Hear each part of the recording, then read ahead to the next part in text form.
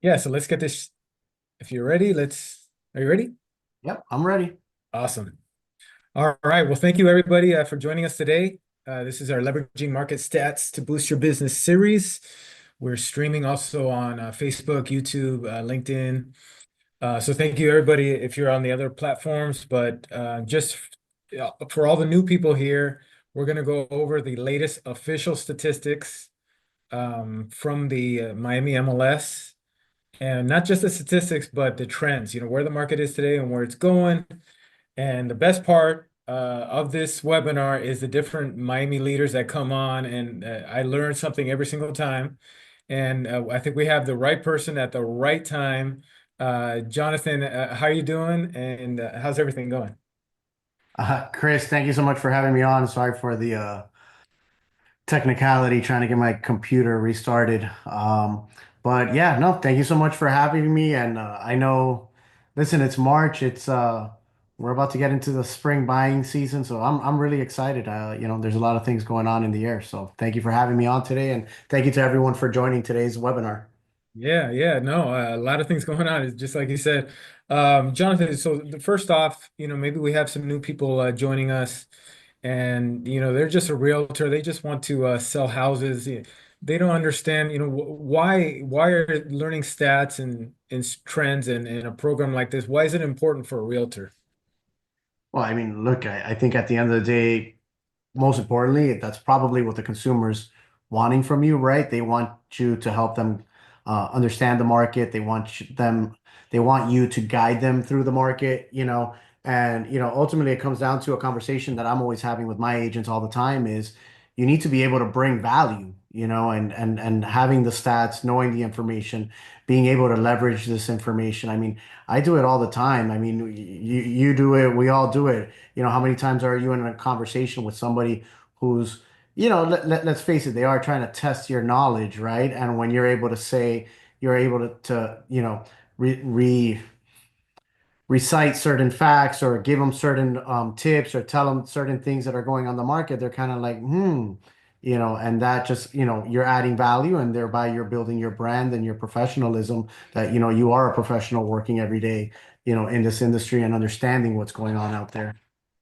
Definitely, yeah, I love it. Yes, bring value. And so let's get into our agenda for today. We're going to go over the official stats. Some other organizations might have stats, but they're not official. The ones you're getting today are straight from the SF MLS, South Florida MLS.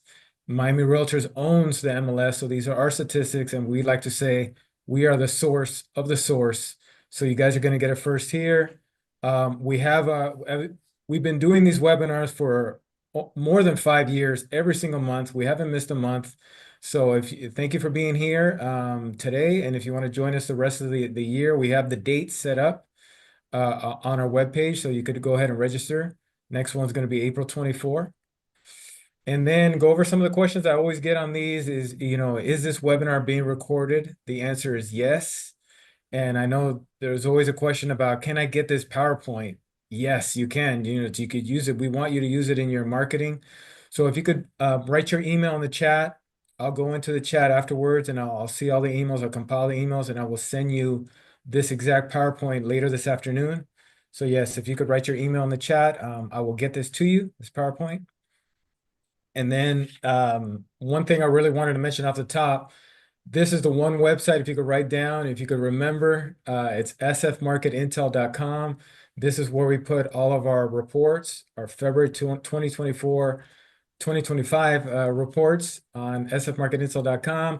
We have everything, every single county, we have every single zip code, every single city. So much information there. So you will take, have enough time to go over that sfmarketintel.com. The February stats will be updated probably in a little while here in this afternoon. All right, Jonathan. So I'm going to go over the three counties here, and then I'll ask you a question on Miami-Dade. So these are some of going over these fresh new stats. These are some of the indicators I saw.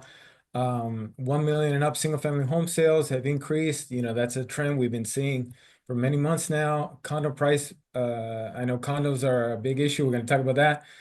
Median prices are up again.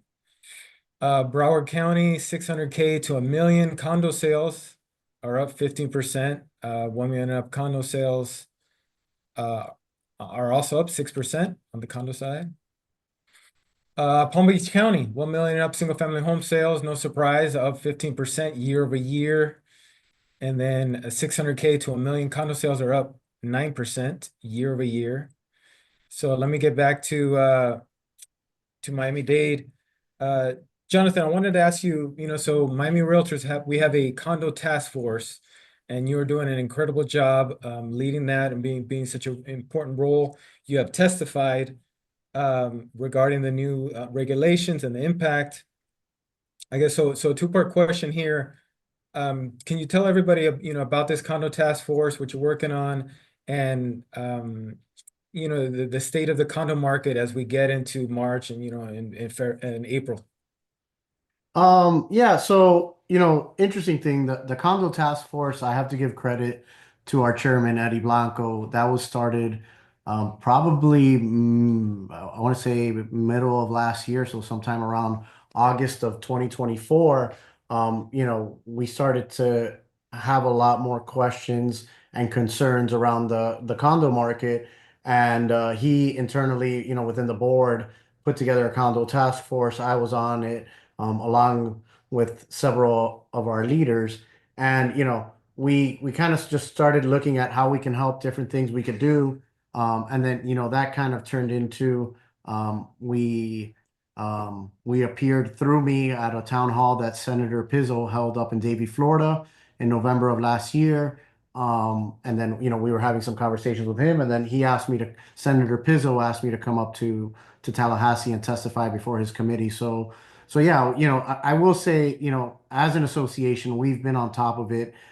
Thanks to Eddie's leadership, thanks to the help of you and everyone else on staff, giving us the data, giving us the talking points, going through it. But yeah, we're on it. I mean, it's just, obviously it's one of those issues that, I would like to walk into a condo task force meeting and say that, we can have a 30-minute meeting and figure this out. But this is a very multi-layered problem that there's no one size fits all fix. There's no broad brush we can do. Um, there's a lot, but I will tell you, I'm in a lot of those meetings and I've seen a lot of this data. Obviously, listings are ticking up there, but there is a light at the end of the tunnel. This is a transition period, and I do truly believe that the condo market will come out much healthier, much stronger on the other side. It's just going to take some time. Yeah, no, great points. I know something that has been said, it's short-term pain for the long-term gain. You agree with that? Yeah, yeah. Gay, our in-house economist, went full bodybuilder on us by using that phrase. I want her to say it in an Arnold voice, but yes, I completely agree with that. It's just look. A lot of associations didn't have reserves. A lot of associations didn't make repairs. These things take time, and you got to build it. You got to collect the money. You got to do the analysis.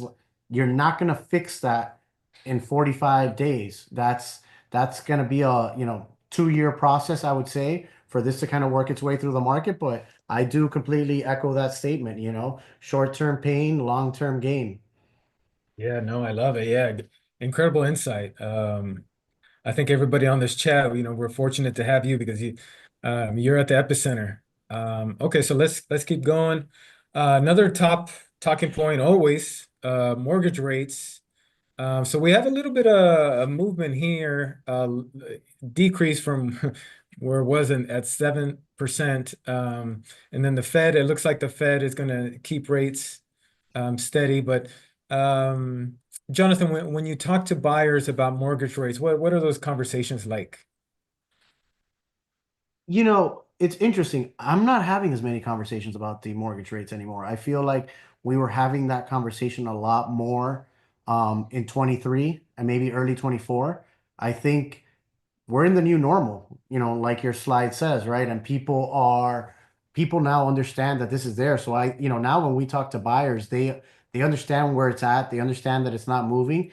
And, the operative question is, do you want to buy? And, are you looking to basically, especially when we're talking about let's take investors out of the equation, right? When you're talking to an owner occupant that wants to buy to live in the property, it's, if they want to buy, these are the financials, and I think that's baked into the market. And you see it even in the single family home pricing, it's holding steady because that's what the market understands. I think if buyers were rejecting these rates, we would see pricing declines because people would not be paying the prices they're paying. So those are the conversations we're having. I think everybody understands that, this is where rates will be. Everyone's hopeful it gets better. But by the same token, let's hope it doesn't get worse. So um, it is what it is. Yeah, no, it's 100%. Yeah, the new normal. Okay. So let's move here to the next slide. So this is a ranking that came out at the end of last year. The ranking Realtor.com ranking the top market for 2025.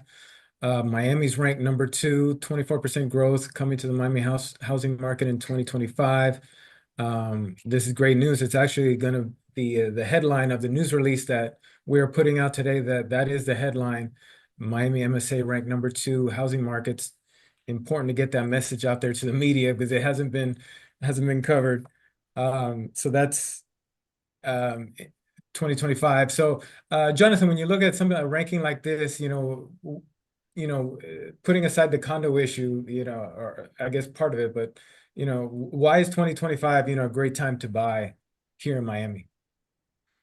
Um, Look, most of the conversations, let's take the real estate conversation out of it, right? Let's look at Miami just as a city and what's going on in Miami, and South Florida is Florida in general, and in this post-pandemic world, you saw kind of those shifts in ideology, shifts in people's needs, shifts in how people viewed everything, and we're getting a lot of talent migration here, and it's crazy for those of us that are born and raised here in Miami to see that, but Miami has completely shifted, and the rest of the country, there's a lot of parts where they're coming here and people are still moving here. And, to those people, they feel like they're getting in early, whereas most of us that are in Miami are kind of like we've been here and we're like, what's happening? For those people, they're in the second inning. They just got here. So I think that's the conversation. And literally, it's mind blowing to me. Every time I talk to a lot of these people, I just helped a New Yorker two or 3 weeks ago, and he's like, oh my God, and all my friends are starting to move down here. It's like he's the first one, and to me, I'm like, oh my God, like, I in my mind, he's late to the party. No, in their minds, they're early to the party, and all their friends are still yet to come. So that's why you're seeing graphics like this, and that's why these are the conversations we're having. So Yeah, I love it. I love it. I love baseball, so I love that analogy that we're in the second inning. I like that. All right. And then we have a lot of data to back up exactly what you said. So we're going to go over why Miami's different from an LA, at Chicago, and New York. Total population. Take a look at these numbers. These are forecasted from the Florida Office of Economic and Demographic Research. So our population is going to even increase, even going up to 2050. So this is new. We've updated this graphic with 2024 numbers that just came out. I believe a couple weeks ago, our chief economist, Gay Crowderton, does an incredible job. He got us these numbers, and so the design team updated this graphic, which we will be posting on our social. But uh, number one in U.S. and international migration, Broward's number five. Palm Beach County is number 13. So we have three of the top 13. And Jonathan, do you know how many counties are in the U.S.?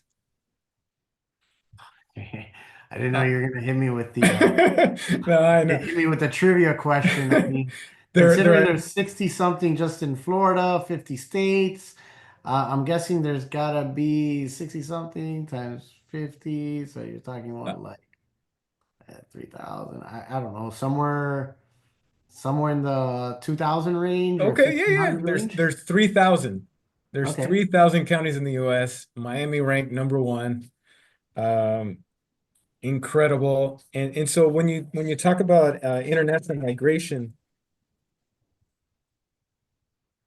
um, why is it? I mean, when you combine Miami and Broward, it is an incredible number there. Why is Miami? Why does the world love Miami? How would you put that into words, Jonathan?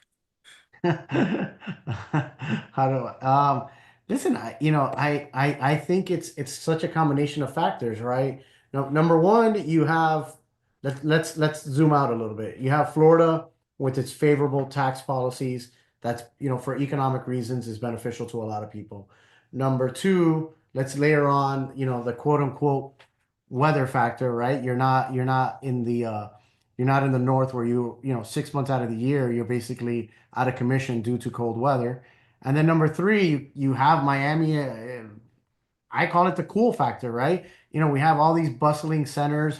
You have Brickell, Wynwood. You have the beach, then you still have Coconut Grove, Coral Gables. Like you have all these amazing neighborhoods. You can go a little bit more north and end up Aventura, Sunrise, with Fort Lauderdale right to the north of it. So that's amazing. And not to mention now, an interesting thing, which I don't know if it boils into this, but I was having this conversation with a friend, is also with Miami now, you're seeing a lot of people jumping, using Miami. They love Miami too because they can jump off to the Caribbean. I was having a conversation with a friend about like St. Bart's and everything there. So you have all these amazing like Caribbean vacation destinations nearby, and Miami's there. And then layer on top of all of that the Latin American and European migration that also likes to come here.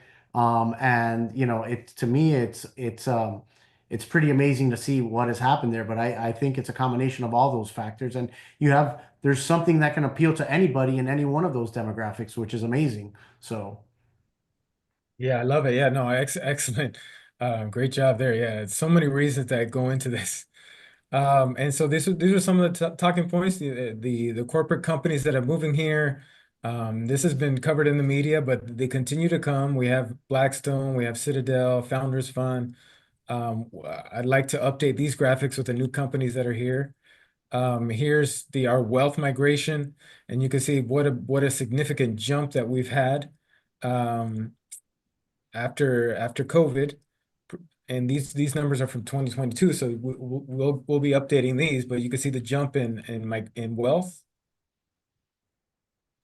And then we have this graphic here, what are the top cities that are moving here, and this is based on driver license data. This is from our chief economist, and you could see the top states. It's interesting, whatever data you look at, it seems the top three are New York, California, and New Jersey. And you mentioned like your buyer from New York. How about California? Are you seeing any movement from California? And yeah, anything you see out there, Jonathan?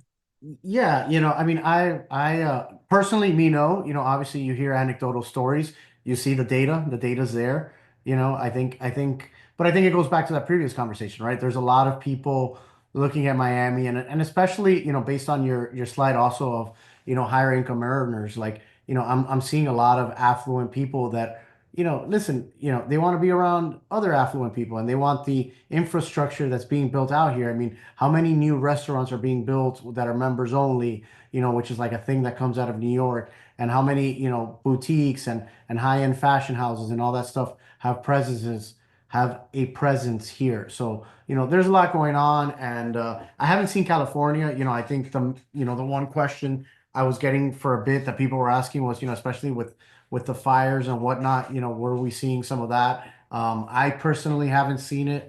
But I think that's a different conversation because I think those people need to stay out west, to resolve their insurance issues and whatnot. But the data's there, and listen, go walk around Brickell. That to me is mind blowing. Go walk around City Center.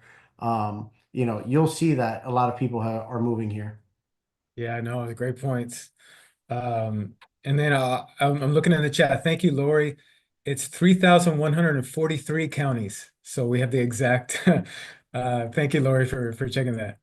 That's awesome. Um, all right, and so here, trying to tell the story of this wealth migration. I think 10 million and up home sales will do that, and you can see the increase. We also have some graphics that we're preparing where we've looked at 20 million and up, and also 50 million and up, and it's a sizable increase. So you'll be seeing those graphics coming up um, on our social media. All right, Jonathan, let's have a little fun here. Let's do some trivia. So we recently put out our 2024 Miami Global Study. If you haven't seen it, I'm going to put the link in the chat, but it's miamirealtors.com/global, and you could get the study. And so I wanted to ask everybody on the chat, or if you're on Facebook, you're on LinkedIn, what is the top foreign country purchasing in South Florida? If you could type that into the chat, we're going to see who's the winner. How many total countries purchase real estate in South Florida? That's number two. And then number three, what percentage of Florida global real estate sales are made in South Florida? So we're going to have the answers to that later. But if you could write your answers, especially for the first one, what is the top foreign country purchasing in South Florida? We'll see who wins. All right. So let's get into the stats. February 2025, median sale price. Before we get into that, we wanted to let you know that Miami is historically the top in home price appreciation. 10% according to that graphic there. That was CoreLogic. And then this was a graphic that our chief economist put together in terms of how we compare to the national, with 2 times more equity on the national side. No, that's amazing data. It just goes to show the strength of what's going on in South Florida and especially Miami. Yeah, for sure. Okay, so these are new stats just coming out, releasing to the media as we speak, February 2025. No surprise, single family continues to be up, and condos median price has increased. I'll go through the Broward and Palm Beach next, but this makes 13 consecutive years of price appreciation in Miami-Dade County. That's Miami-Dade. And then, so this was a graphic that we put out. We've added to Photify, which I'll let you know a little bit later in the program, but these are new Photify templates. 120% increase in Miami condo price appreciation in the last 10 years. And the condo special assessment program. Jonathan, can you talk about how Miami-Dade County is different from any other county in Florida in terms of we have this special assessment program and how that could help people out there? Yeah, so basically, and Danielle Blake, who's our chief of residential and advocacy on your team, she was a big proponent, advocate, and she helped, Miami-Dade understand this. But they basically, through some funding mechanisms, they were able to create this program, which basically what it does is if the building gets approved, Miami-Dade will give the money to the condominium. So it's a loan program that they've created. And listen, it's meant to assist. And this is amazing data. For some reason, I thought the number, I didn't even know it was as high as 1,200. So congratulations.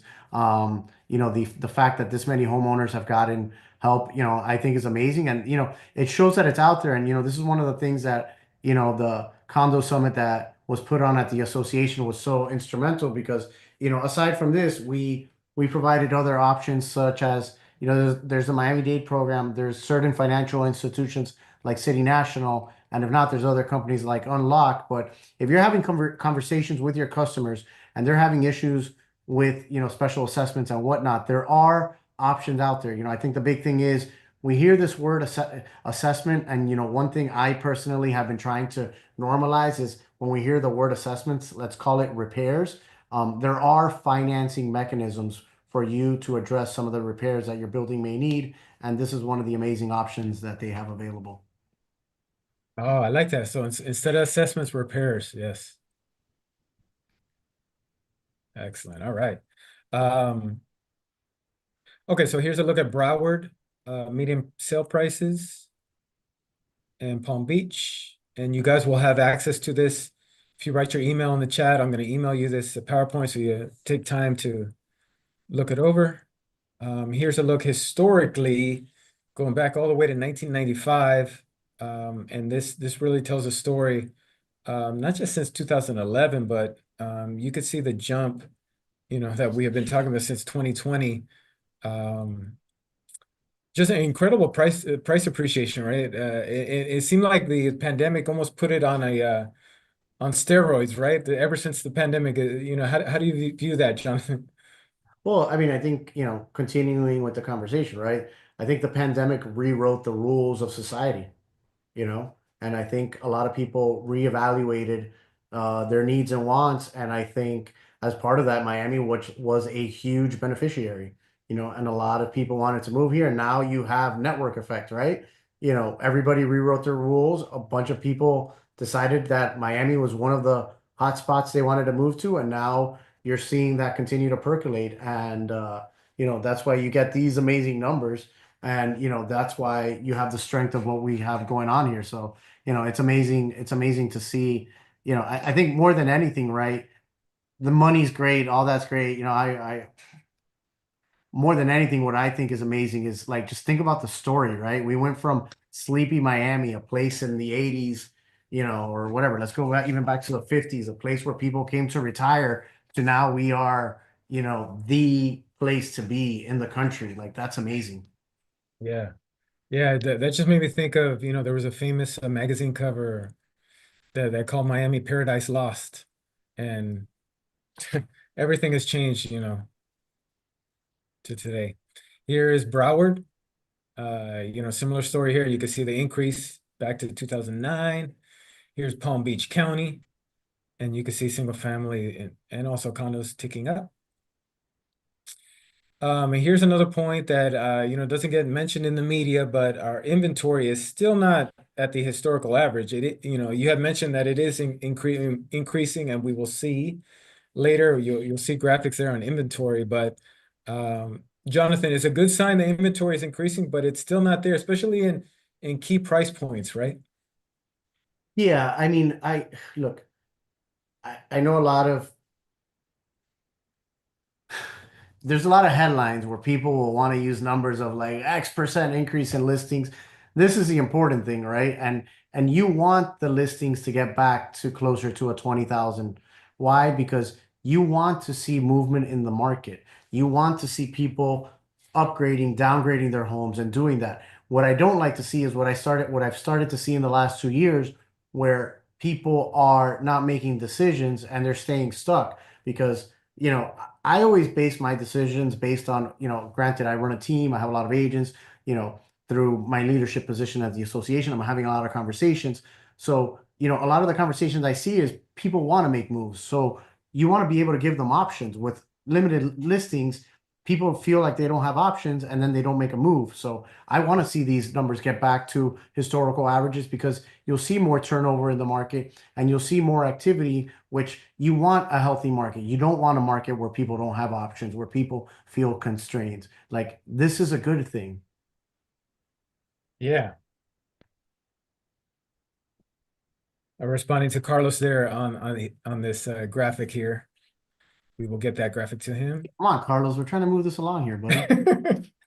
Save these till the end. No, I'm just kidding. See you.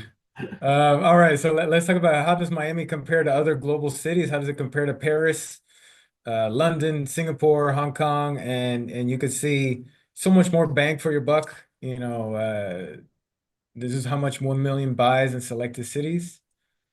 A lot of what we've been talking about throughout today. And then, so this is I always like to do this conversation because there's always some talk about, okay, you just said that prices have been appreciating for 13 years in Miami.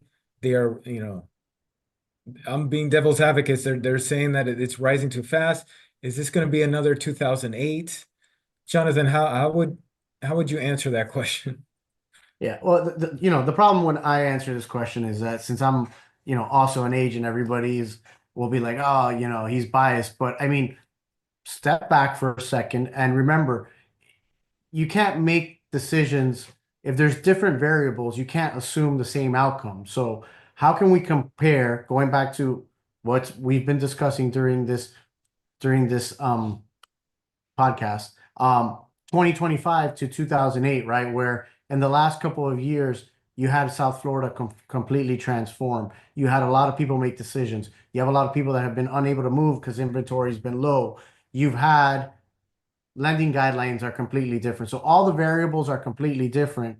And now you want to predict the same outcome. It's almost like I'm watching a bad episode of House, right? Where people just want to like diagnose everybody Like, I don't know if you've ever watched one of those like medical shows, but like Yeah. at least back when I used to watch House, I barely watch TV anymore. It was like everybody had lupus, and then at the end of it, they would decide there's a different disease that they had. Well, it's the same thing here. You can't every time you don't like the market say we're gonna get a recession and the market's gonna crash. And that's what some of these people in the news and the media they love to do. Like, oh, listings went up 5%, crash, crash, crash. By the way, if you've been listening to any of those clowns in the last 5 years, go back to those charts of all the appreciation they've missed out on. So, listen, if you scream, fire, like maybe one day you'll be right. The problem is the variables just aren't there. And I'll tell you, I'll see it because I'm an attorney by trade. So people feel the need to ask me all sorts of questions that also relate to that realm.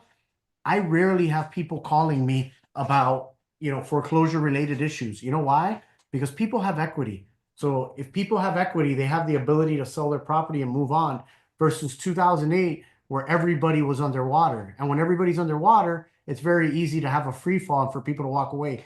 You're not seeing that. I have a bunch of friends that work in that foreclosure arena that they're still attorneys and they work in house. And I constantly check in with them and they're like, we're not seeing an uptick. They're like quite the opposite. They're like, we don't have any work because the few that we get, people work it out pretty quickly. It's not like it was before. So different variables, different symptoms, completely different market.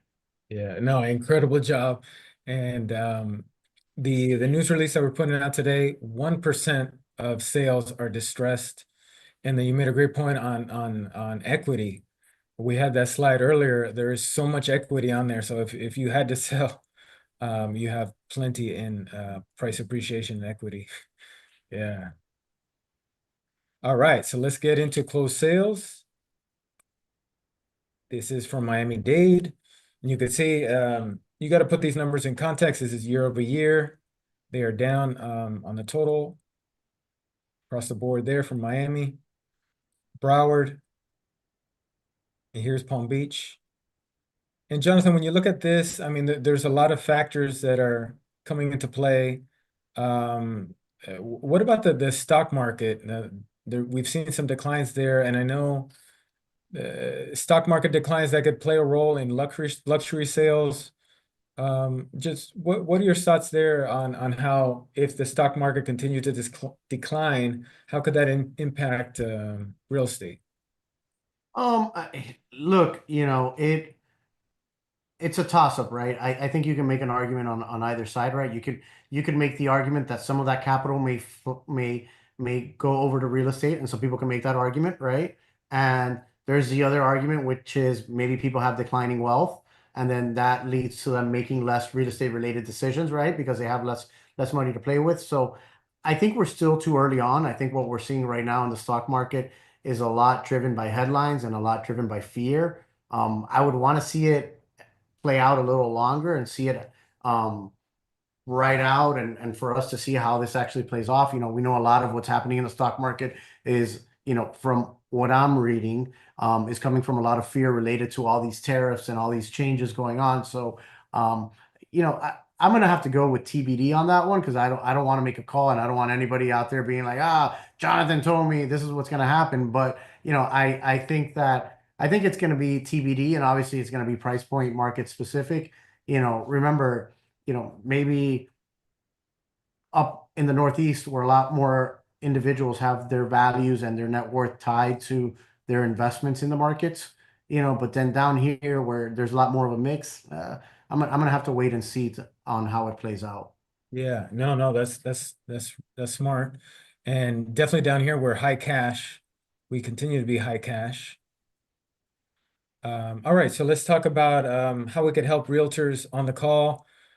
This is one point that our leader Natasha Tello talked about using Market Watch on Matrix. Because a lot of the stats we showed you just throughout this program is backward looking. Market Watch lets you see what's happening in the last 7 days. Jonathan, how could realtors use that to make more deals? Um, Look, I think it goes back to how we started the conversation today, right? Know your data, know the market, and provide value. And I think especially in real estate, you're gonna have to niche down in some aspect. I think I think, maybe as you progress, like at my point in the career, I have, a bunch of agents with me, but my agents focus on submarkets and they need to do this. So you need to kind of focus on what's your submarket, what's an area you're watching. So at least you can provide value. And even if you don't provide value, show that you're knowledgeable enough to become an expert in an area that if somebody wants you to, like, for example, we're more like North Gable, South Miami, like that's kind of our area just outside the Westchester pocket. But if somebody wants me to go somewhere else, based on how well I know this market, I say like, listen, I can spend a couple of hours and I'll figure out what's going on there, but at least have one market that you've mastered that you can always provide value on and show that you have the ability to analyze and do it. And then this is an excellent example. I love that Natasha mentions it. I was yesterday she was at our event and she's an amazing leader and she provides such great insight to her agents. And this is absolutely right. Like go in there, ma customize it to your specific needs and markets and have that value to provide to your customers. Yeah, I love it. Know your sub-market. That's where the realtors make their money and get successful. All right, so here's some other free tools for Miami members. We're going to talk about IMAP, most accurate property data, which they actually just refreshed their app website. We're going to talk about SunStats, our zip code reports, and RPR. So first up is IMAP, and there's a new version online. A lot of great data. Jonathan, I would say this is one of our most popular products and services. Do you how do you use IMAP to find more deals and I'm actually it's kind of interesting how at 43 years old I feel like a dinosaur, but I'm one of the ones that has been using IMAP for like 10 years because oh, I still tend to run my comps actually on IMAP. So I just got used to using it and I'll usually start out there and then I'll go back to the MLS and then it usually depends on the type of property, but I've always started out there. I actually use IMAP a lot as a research tool because I like the fact that I can go in there and like search for a property address, figure out what they own. Like I just like the entire layout of it a lot better in terms of finding out like property taxes, looking up previous sales, looking up the owner, looking up like deeds, being able to see mortgage amount as well too, like when they last got a mortgage. So I like all the data that they provide in there. And I would say, I mean, I have IMAP bookmarked right here on my browser. So I'm in there probably like 4 to 5 times a day. wow, that's awesome. That's super interesting, though. That's awesome. That's great tips right there. Um, RPR has a lot of great information. This was something I pulled on neighborhood in Hialeah. And then we have SunStats. There's still some realtors out there that don't know about SunStats.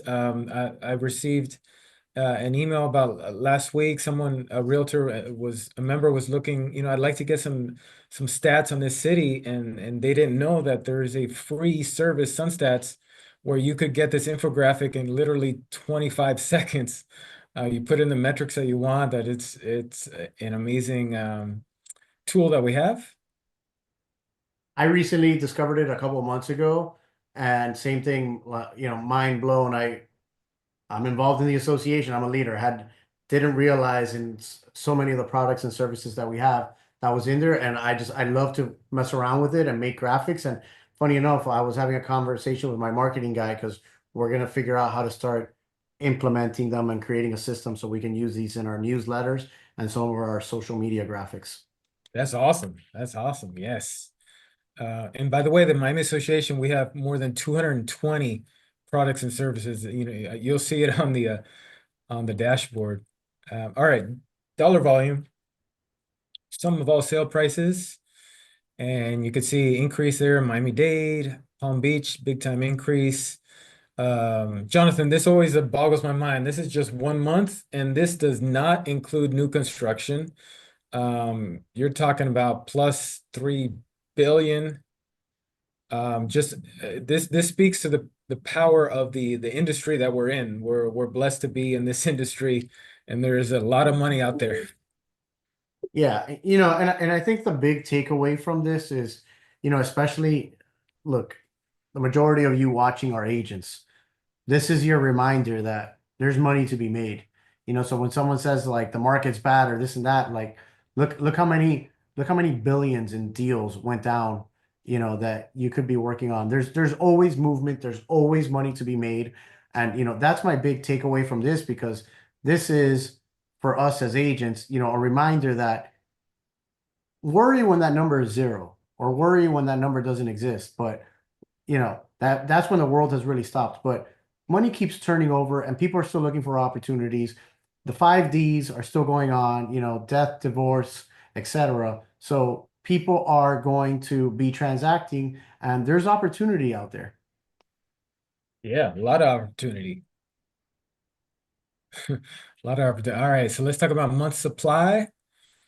So this is typically what you'd like to see is 6 to 9 months. That's a balanced market. Less than 6 is a seller's market. More than 9 is a buyer's market. And I have a calculation here. And like Jonathan was saying, that you need to know your submarket, you need to know your neighborhood, you need to know your block, and you could do these for your specific submarket. And so when you get the PowerPoint, when I email you the PowerPoint, you'll be able to do that calculation right there. So months of supply for Miami-Dade, we're at 9.4 months overall. Single families at 5.8, condos at 12.6. Let's go through the other two counties. Broward, 8.3 months overall, and Palm Beach at 7.5 months overall. So when you look at Miami-Dade, like we mentioned, the condos, you had mentioned that at the top, the inventory is increasing. Now we're at 12.6 months. Buyer's market. If you look at a glass full, that we're getting more options, right, for buyers, and that's good news, right, Jonathan? Yeah, I mean we are, and this goes back to like what we were talking about earlier of understanding the variables. So I spent single family, as you can see, is still very healthy and still would probably be considered a seller's market. Going back to those graphics, that you showed earlier of calculating the month supply, one of the things I like to do is I like to boil it down. And I think we had this conversation last time I was on, like about a year ago. I said I like to say the number of houses that are needed on the market.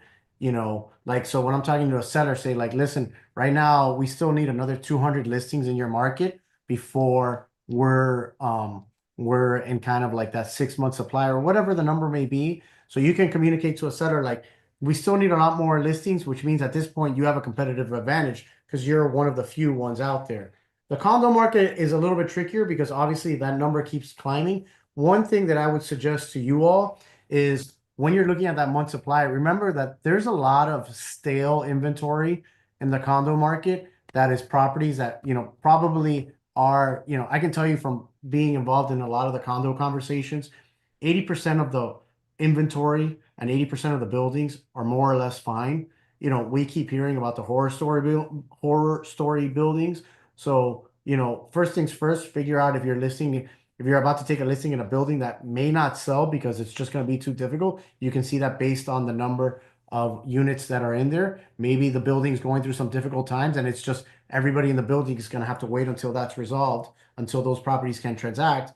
But if you're looking at it on a market base, you may want to carve out whatever buildings are a problem building because there may be 50 buildings in an area and you have two of them where unfortunately a lot of sellers are thinking, oh, maybe I can get rid of this and those aren't moving and that's clogging our pipeline. So it's inventory that may not trade that's just staying on there. So you need to understand this data and you need to understand how to go in and carve things out so you can paint a better picture of what's really going on because I'm seeing in certain areas a building where limited inventory and they are trading and moving one over, building next door having some issues. But when you look at it like geographically, you may say, oh, there's all this inventory here. But I always look at, for example, a condo or any community as its own ecosystem. So you got to study that own ecosystem and see what's going on in there.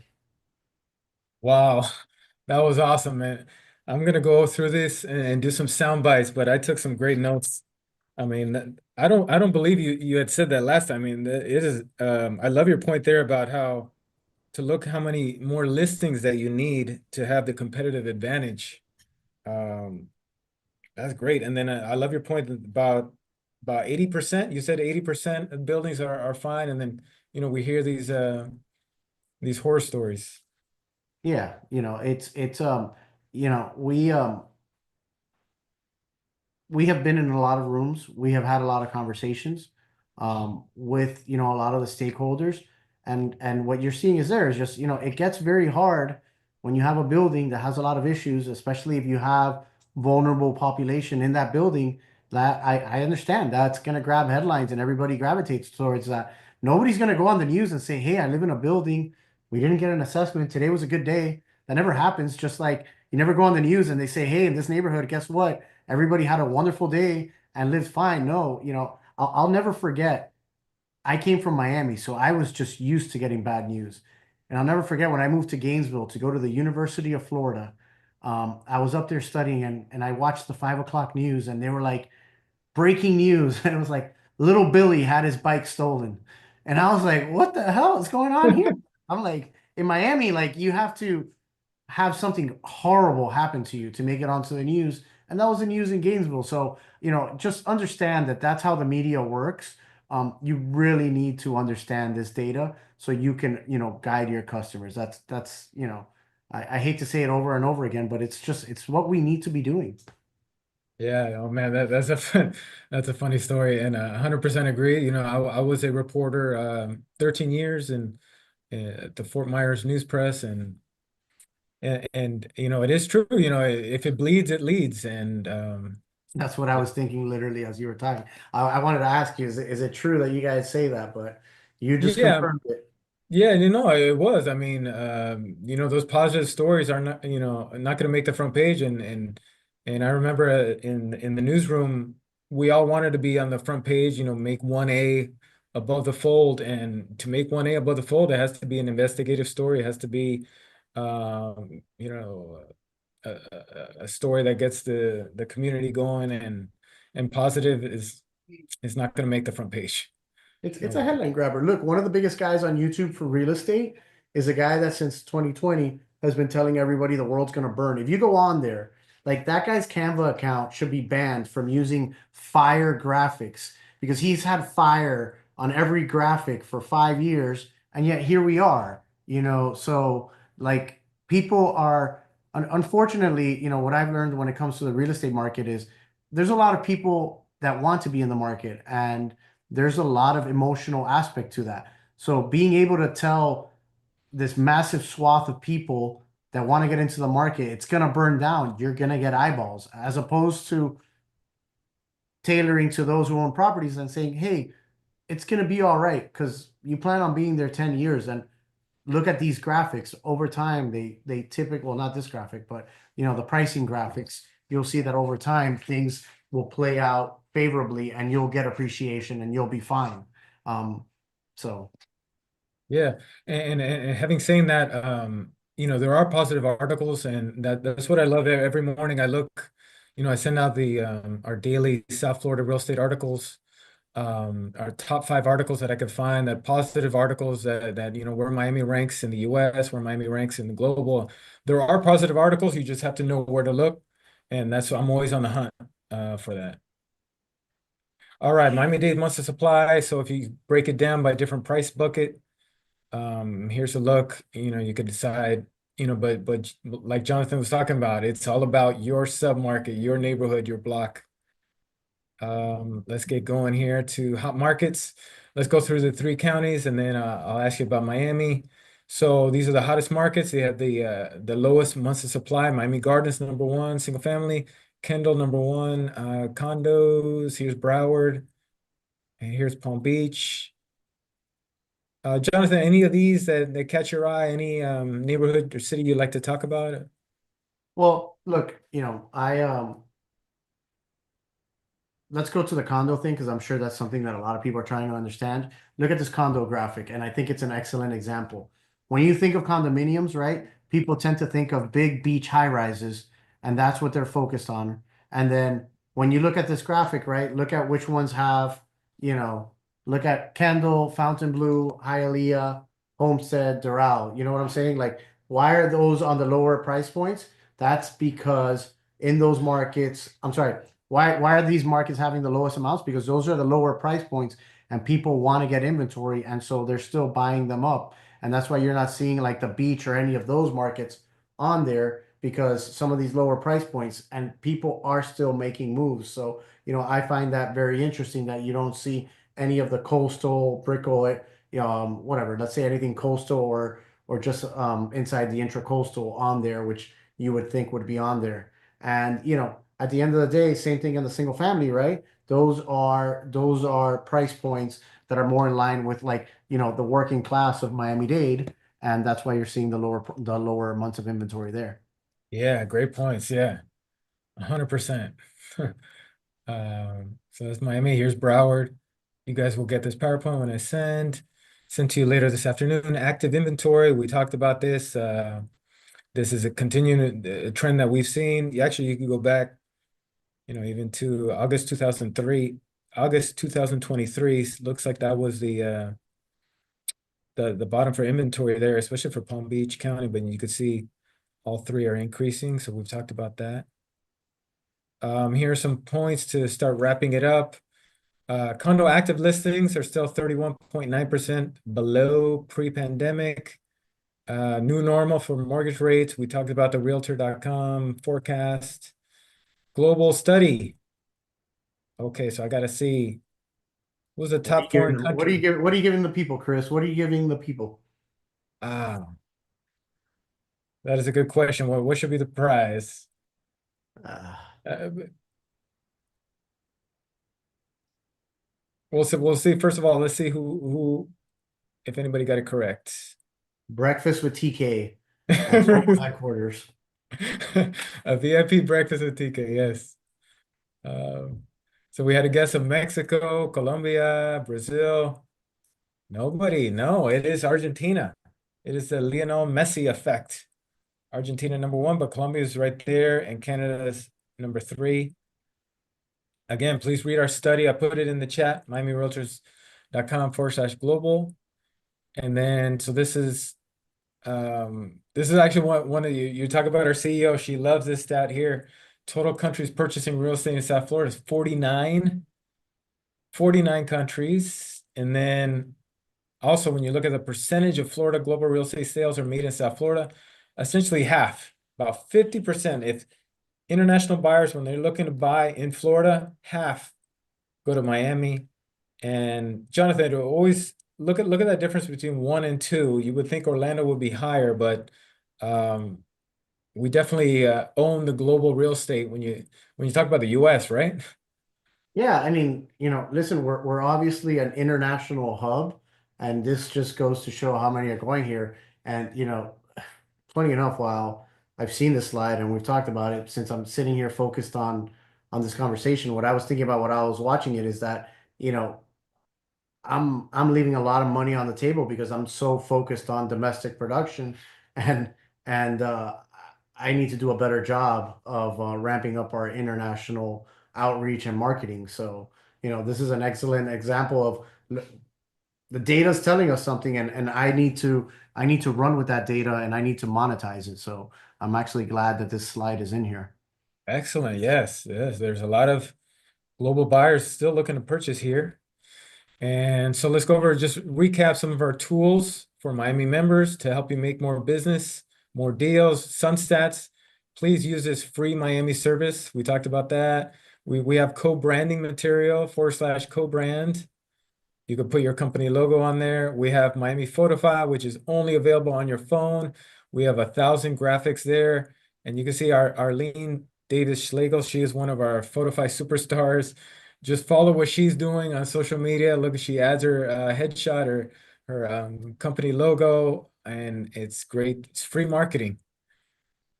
These are the reports that you will see posted on sfmarketintel.com.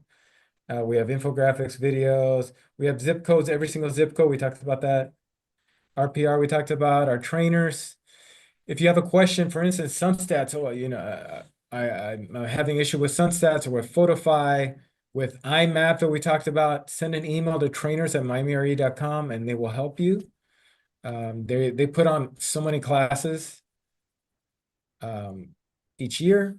And so let's look at cross-market demand. This is what markets are looking at Miami-Dade listings from out of the state. This is Realtor.com puts this together. At the very beginning of the show, we talked about, Jonathan, you talked about New York, a New York buyer. Of course, New York is number one. Cook County, that's Chicago too.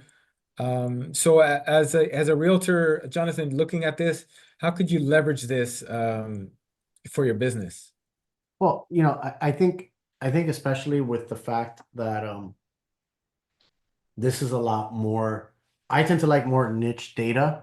So, I think when you see the previous slide, like it's great for a talking point in a conversation to say like, okay, New York, New Jersey, California are the big markets sending here, but it gets very hard to monetize that, right? How are you going to market to California?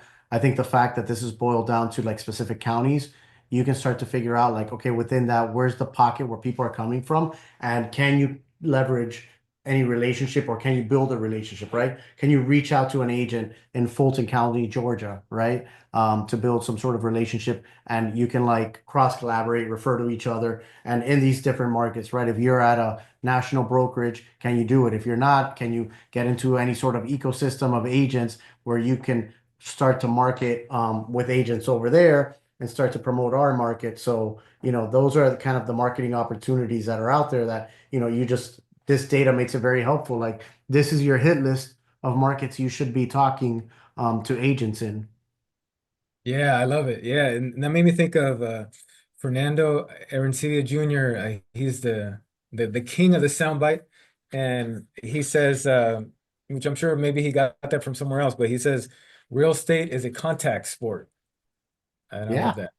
Yeah, no, listen, Fernando is one of our amazing leaders, and I think this is an awesome time to plug him. For those of you that may not know, he's running for secretary at Florida Realtors. I love Fernando's. He's one of the best guys that we have on our board. He's one of those individuals that is always constantly thinking about, lifting others, and I love that, he makes that comment that it's a contact sport, because I completely agree. I mean, take it out of it, and this is an excellent example. It's a contact sport. Why do you think all these AI companies and all these companies that have come in trying to disrupt real estate, they fail time and time again? Because at the end of the day, at the street level, somebody has to talk to buyers and sellers. You have to talk to their family. You have to inspect with inspectors. You have to deal with the comparables. No two properties are ever the same. And you have all these variables, and everybody wants a computer to do it. And how many times have they failed because somebody needs to go out there, be the boots on the ground, and get it done? And then with these opportunities of cross collaboration, you need to be able to meet someone over there who can explain to you what's really going on, so you can explain it to your consumer, and vice versa, and you all can communicate and work a deal together. So you definitely need to be picking up one of these phones and calling the other side and figuring out what's going on and how you can work together. Yeah, super interesting point there on AI on all those companies. Yes, that is true. All right, guys. So here's Broward County. Um, and you can see the New York effect. What I like looking at this is here's Palm Beach. Uh, what I like looking here is you can see the increase in New York as we go further north. 26% of views from out of state are from New York. That's from Miami-Dade. And then Broward is 24.8. And then New York, 23.5. So all three are just, and then of course, Palm Beach County has every single, I think pretty much every single New York county looking at its listings. All right. And so here is my information and my email, chris@mymemory.com. And here are social media. There was one question I saw from Deanna. She asked, what is your opinion on how the new government immigration policies will affect the international real estate market in South Florida? I think still early to tell, right? I mean, I know there was a law passed last year in terms of purchases from China, and we still had global sales, but right, Jonathan, it's still early to, these new government immigration, it's still early to tell, right? What are your thoughts on that? Maybe I just go off the rails here with some crazy take. No, I'm on the same boat. I mean, look, even my wife is an immigration attorney, and they're obviously adjusting on the fly to everything going on. Um, Completely agree. Still too early to tell, and I think I think another aspect of that is that, there's always been a lot of migration and there's still migration happening. And I think a lot of that, I think the kind of individuals that come here to invest, to purchase, have followed more traditional channels. So I don't want to get caught up in the politics of it. I refuse to believe that, a country that depends on the rest of the world, that we're just going to like shut down and nobody's going to come in. So I think the government realizes that. So I think it'll be a nothing burger, in a year or so. That's, my personal gut. But right now, I know there is a lot of change and there's a lot of headlines and there's a lot of things going on. So we got to wait to see how that all plays out. Yeah, great answer. All right. Hey, Jonathan, I had a fun time here. Thank you. I learned a lot. And I'm sure we helped a lot of realtors, but thank you so much for not just for today, but everything you're doing for our association as our leader. So thank you so much for all the help that you gave today. No, no, thank you, Chris. Thank you for putting this together. Thank you to the team for all the stats, and those of you that were on today, and those of you that watch it afterwards. Kudos to you to making it to the end, because it shows your dedication to trying to learn. And if I can ever be of a resource to help you understand anything, feel free to follow me on social media or wherever you find me. And I look forward to seeing you on the next one. And if not, I'll watch the one with your next guest next month. Awesome. Hey, thank you so much. Thank you for everybody for being here on this beautiful Thursday. And we'll see you next time, April 24th. All right. All Thank you, right. Chris. All right. Good luck, everyone. Yeah, Have a take great care. afternoon.